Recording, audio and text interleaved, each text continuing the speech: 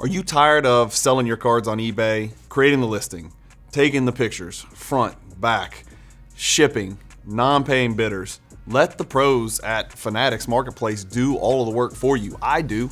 That's why I use Fanatics for my vaulting and for my selling. If you've got a bunch of unwanted inventory that you've been sitting on for days, weeks, months, years, ship it to Fanatics Marketplace and let them do all the work. Just make sure when you ship it, you use the promotional code Cajun, all capital letters, C-A-J-U-N, and tell them that Cajun Cardboard sent you, and let the pros do the rest at Fanatics Marketplace. Hey guys, Brian with Cajun Cardboard, coming at you from the great state of Louisiana. We're gonna do, I'm gonna start doing more of these. I think this is the type of content that people really dig. I guess my channel's sort of lately become known for Michael Jordan content. So we're gonna take a look at the past 2 weeks Michael Jordan sales since July 1st through today's date, July 15th. We're going to sort by price. We're going to take out the 86 Fleer, and we're going to take out the Star 101 because that dominates most of the high-end stuff. Today's video, we're going to look at a bunch of the high-end sales over the last 2 weeks.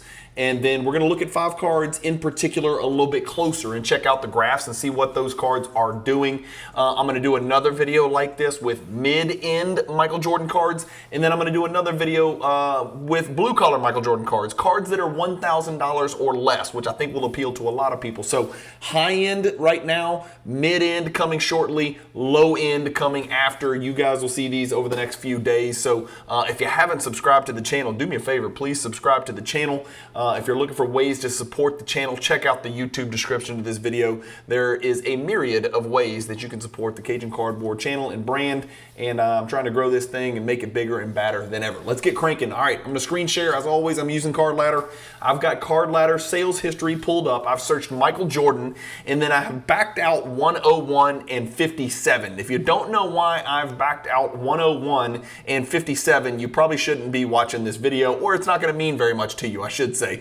We're getting rid of the Michael Jordan rookie cards, right? The XRC from 84 Star, the rookie card from 1986 Fleer. Let's back those out. Those are the card numbers for those cards in their particular sets, and those would dominate this list if we did that. So the number one selling Michael Jordan card, regardless of grade, over the last 15 days on a public auction, this is not going to include private sales unless they were reported to Card Ladder, is a $36,000 sale for an exquisite autograph card, as you can see right here on your screen. Upper Deck exquisite, first year exquisite, sick. Next, we have another autograph card. This is a PSA DNA deal. Card's only a 5, but the autograph is a 9. And then the first card we're going to check out, the third highest selling card, $26,400, a quarter of $100,000, is this bad boy right here, and I've got it pulled up. It's the beautiful, beautiful Tier 1 1997 Ultra Stars Gold BGS 9, right? We're not talking about, this card actually grades relatively easily. We're talking about a BGS 9 here, so we're not talking about the creme de la creme. If we look at the pop report, you can see there's 5 PSA 10s, there's 19 BGS 9.5s. Excuse the phone in the background, I'm sorry. Apologize for that. There's really no way around it at the moment. So it does grade relatively easily. 1 in 28,800 pack odds. Here's what we've got for the card itself. Only 2 sales in BGS 9 in the last year, but look at this good stuff, right? From 22.2 all the way up to 26.4 on June 12th with Heritage Auction of all places. So PWCC Premier in June, Heritage Auction 26.4 in July 13th, just a couple of days ago. So that's card number 1 on our list. What do you know? We've got another exquisite collection, Michael Jordan patch auto, serial number to 100. That's a raw card. So the raw collection, serial number to 100 patch auto from the initial year of exquisite collection, 4th highest selling card in the last 2 weeks. And then next we've got a card that you guys should have seen on the PWCC weekly auction recap. If you don't know what I'm talking about, every Monday I release a recap of the PWCC Fanatics weekly auction top 50 basketball cards. This card was the winner, the big card, the big dog. It sold number 1 overall on the weekly auction, and it sold for $21,600 last night on July 14th. So we're not going to look closer at that one. If you want to know more about it, just watch the PWCC breakdown video. We've got the Michael Jordan Sign of the Times. This is the gold parallel, the 16,792. This is the worst description I've ever seen for a card. If you're going to sell a Michael Jordan rookie card, and a PSA 9 is a pretty damn good grade, please put 1986 or maybe Fleer, or maybe card number 57. That's why it didn't get weeded out. Just put something in there other than, your wrought iron picnic table in your backyard, a horrible picture of the card. There's probably no pictures of the back or the corners. I don't even know where to begin on that. It was an eBay sale, so it is what it is. Let's keep kind of glossing down a little bit. We talked about this in a recent PWCC weekly auction as well. The fact that it was super green, picked up for $15,000 in a PSA 7. We certainly talked about this on the video that released Monday for the PWCC breakdown. The Tony's Pizza all-time record broken, $12,000 sale of that one right there. We've got one of the Nike promos from 1985, PSA 10 at $10,000. That card sold. That's a Pop 172. And then the next card we're going to talk about is this bad boy right here. The 1997 Flair Showcase Row Zero. This is not a legacy collection. This is the base Flair Showcase Row Zero, which happens to be serial number to 250. It is the only serial numbered base card from 1997 Flair Showcase. The other base cards are not serial numbered at all. They're relatively rare and high grade, but they're not serial numbered to 250. This Row Zero is. It's the horizontal. It's got the mojo pattern in the background. It's a Pop 30. There are a few. Whoops, I didn't mean to do that. Let me get out of here. Sorry. I've got it pulled up right here. There it is. That's what the card looks like. Sorry, I can't turn it on your screen for you, but that's the card. Here's what it's done over the last year. Again, since it's such a rare card in high grade, again, the Pop is only 30. Only 2 have sold. And I think Card Ladder's missing one, actually. I think 3 actually have sold, but the graph we're looking at says 2 have sold. If we hit view all sales, I think it's missing one, and it might be because it did not get paid. So it might be showing up in sales history, but not in the actual database. But you can see this card's actually, it went heavily on the decline from 2021. So we've got one sale from each year, 21, 22, 23, 24. It went 11.3, 9.6, down all the way to 7.5, and then back up to 9,088 last sale. So a good trend over the last year, a not so good trend over the last 2 years, gauging back to peak 2021 prices, still down a little over $2,000 from then. We saw our orange border refractor sell again. That was also in a PWCC weekly auction. Your guys are going to notice there's a lot of PWCC stuff that is starting to become, and it's going to be soon called Fanatics Collect. Maybe by the time you see this video, the brand name will have changed. But that is where a lot of people do their damage in the Michael Jordan market, not only selling but also buying, obviously. This is an account that you guys need to kind of be aware of. It's called Murozond Collection. They are out of Asia, and again, has nothing to do with the fact that they're from Asia. I would be very careful buying from these folks. It seems that I've read and seen and heard from a lot of reputable sources within the hobby that they a lot of their cards get sold, not paid, and relisted, which would lead one to indicate that there's some type of shilling activity. I'm not the dude that always yells shilling every time something happens and it's not my card and it does well, but I think there's a lot, where there's this much smoke, there might be fire, so I would be very careful with this particular eBay seller, Murozond Collection, and they have 14,000 feedback, and they've got pretty good feedback from what I recall. They do also sell a lot of soccer cards. I'd just be real careful. I've seen a lot of deals where people will post and say, hey, what do you know? Murozond, and there's another one called Tull, T-U-L-L, and they'll be like relisting the same card 12 times in short succession. So I don't know if they're printing counterfeits or just shilling it and those are not getting paid and they're just going to keep shilling it to where it looks like comps. I don't know enough about it. I'm not that, fact-finding gotcha journalist guy, but check it out. Just be careful with it. And see, here's the other one. Murozond sold this, which did not show up on the Card Ladder sales history that I looked at, I don't think. Yeah, that didn't show up at all for whatever reason. So I'd be real careful with buying from them. The next card we're going to look up is, if I'm not mistaken, we're going to look up this 1998 Topps East-West Refractor. It sold for $7,500 on the second day of July, just before 4th of July. Slab with Jordan on the front, Kobe on the back, for those of you not familiar with the card. This is a card that's prominently featured in the Michael Jordan hierarchy videos that are on my channel under the playlist Michael Jordan Hierarchy.